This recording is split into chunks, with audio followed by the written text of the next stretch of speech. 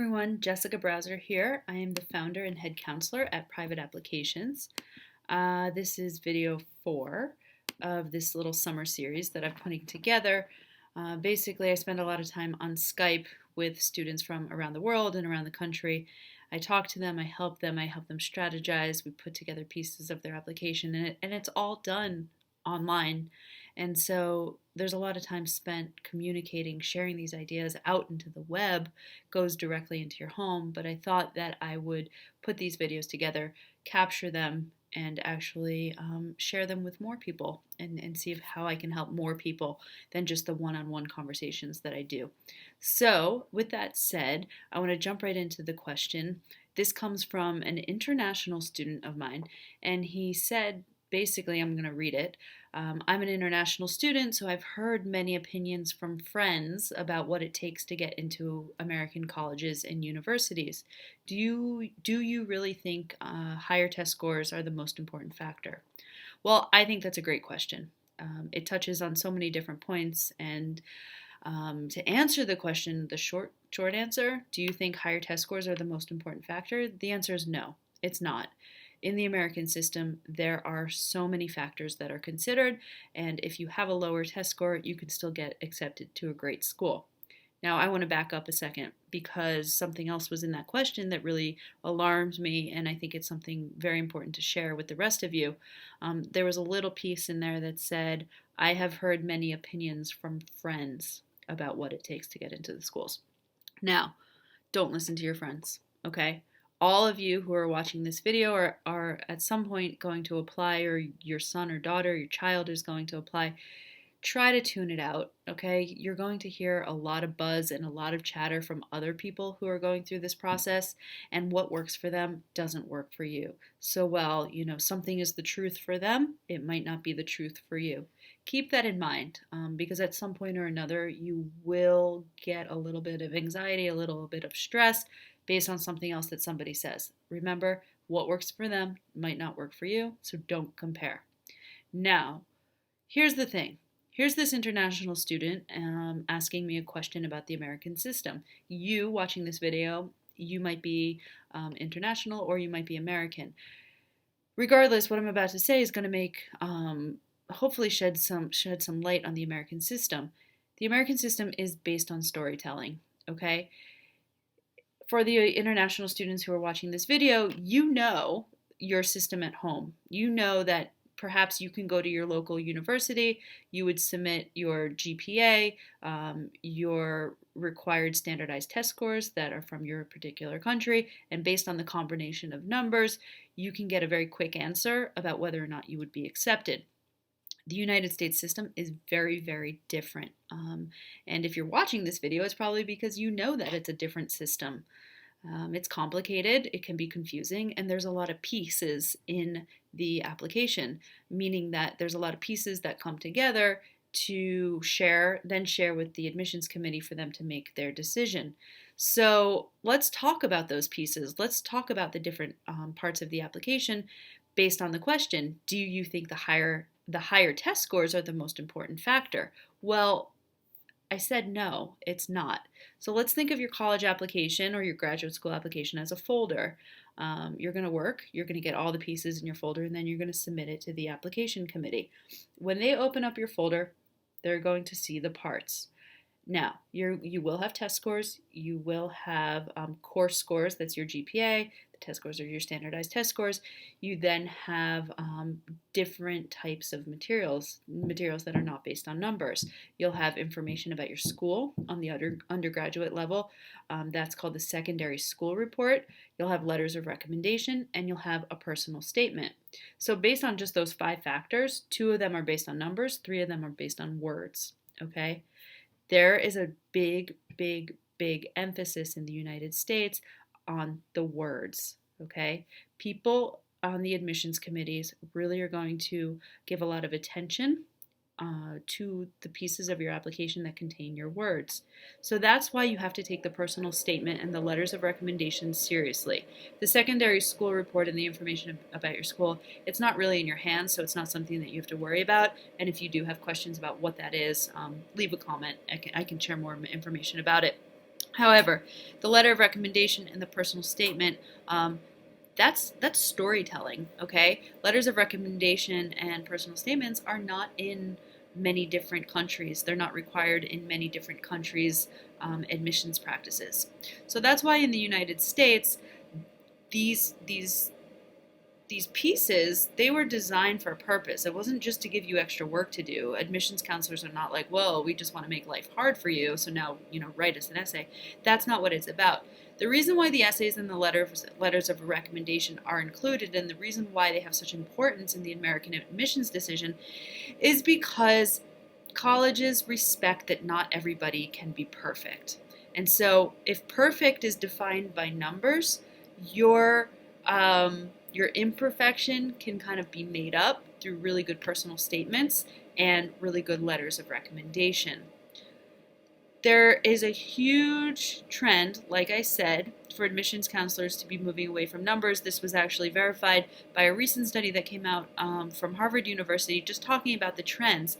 Admissions counselors are less slave to the metrics. That was one point in this report. The metrics are, the standardized test scores, the GPAs.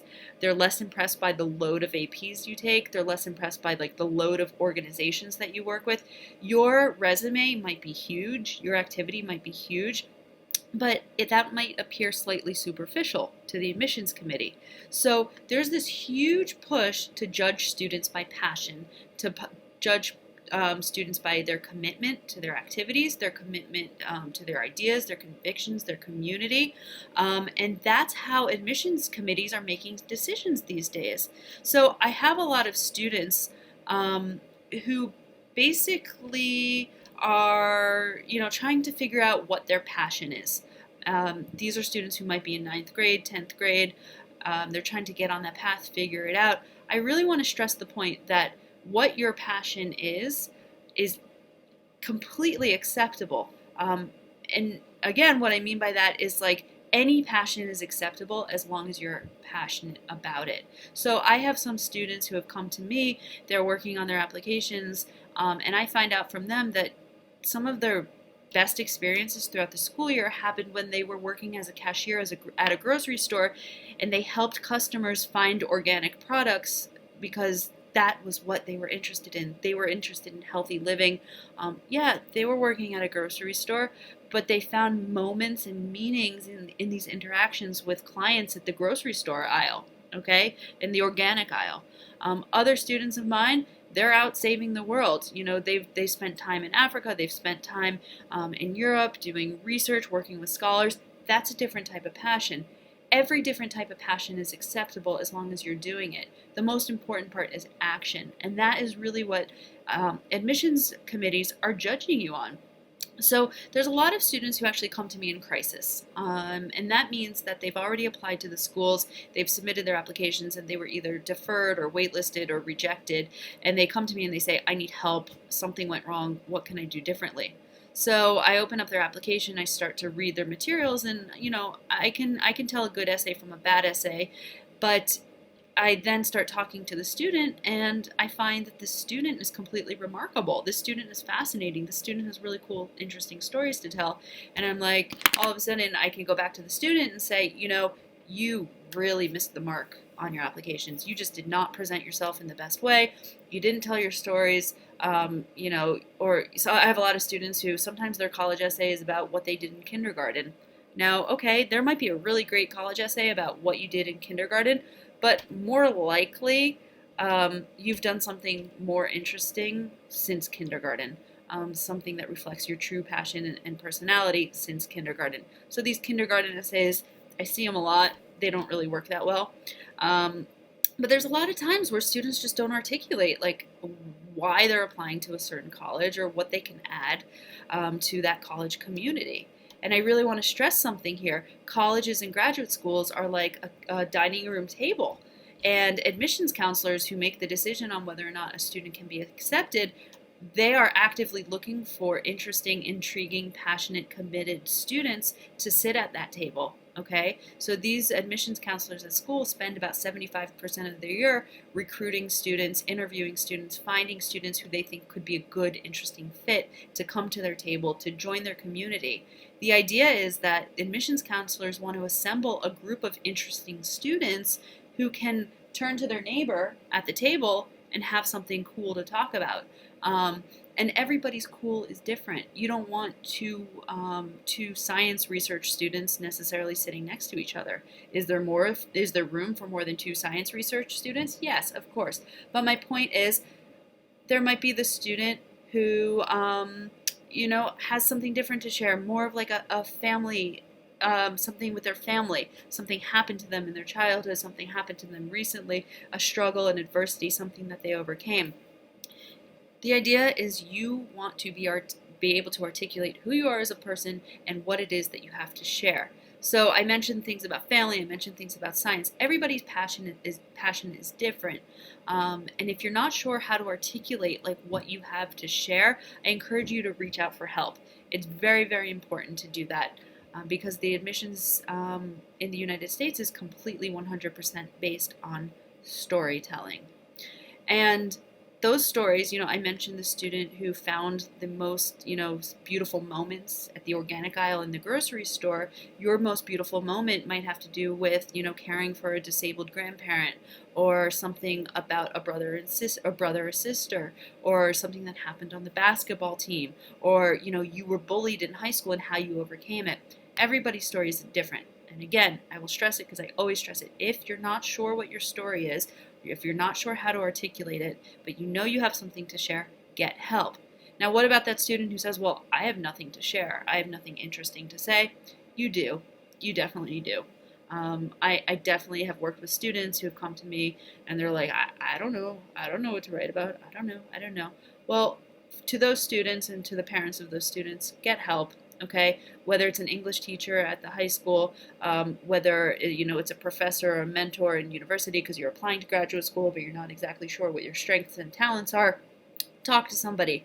Work with an admissions consultant like myself, because we're trained in knowing how to listen, how to ask questions, and how to pull details from those stories and help you put them on paper. So I hope this answers the question. There is so much more to the American system than just numbers. So higher test scores are not the most important factor. I've helped many students who have scores that are below an average GPA. I've helped many students with scores below an average SAT score get accepted. I've had students, 20% lower. 20% lower than a standardized test score, and they've been accepted because they've been able to share other information on their application. Now, I know this idea of other information, what's your story, what's your passion, it might seem a little bit vague, but everybody has a story, everybody has a passion, everybody has some strengths and weaknesses that might need to be addressed in the application. Work with somebody, talk to somebody, get some help, because articulating your experiences on paper is what's going to help you get accepted to the American colleges and universities and graduate school programs. So with all that said, I will leave you here and we'll wrap it up tomorrow with the 5th video. But I know by the time you watch this video, today, yesterday really has no relevance anymore. But regardless, this is private applications. We're on Skype. We are available. We can help no matter where you are in the world, no matter what country you're in, no matter what you're doing in this moment in time. We can help you navigate this American college and graduate school system, help you make sense about it, and help you put your best story on paper. All right, talk to you soon. Bye-bye.